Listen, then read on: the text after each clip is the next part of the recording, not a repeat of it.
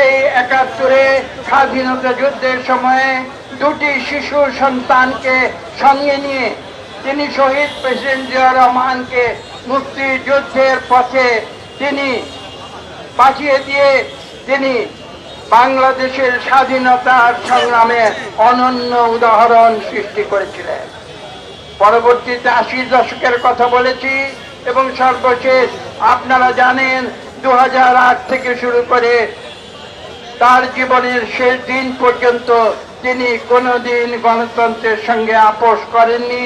তিনি জেলে গিয়েছেন, তিনি যুদ্ধ করেছেন অন্যায়ের বিরুদ্ধে, অনিয়মের বিরুদ্ধে, স্বৈরাচারের বিরুদ্ধে, ফ্যাসিজমের বিরুদ্ধে, কিন্তু কোনোদিন তিনি কারো কাছে মাথা নত করেননি। কাজে আজকে এই জন্মদিনে ৮২তম আমরা তার প্রতি শ্রদ্ধা জানাই। বক্তব্য দীর্ঘ করব না, আপনাদের সকলকে ধন্যবাদ।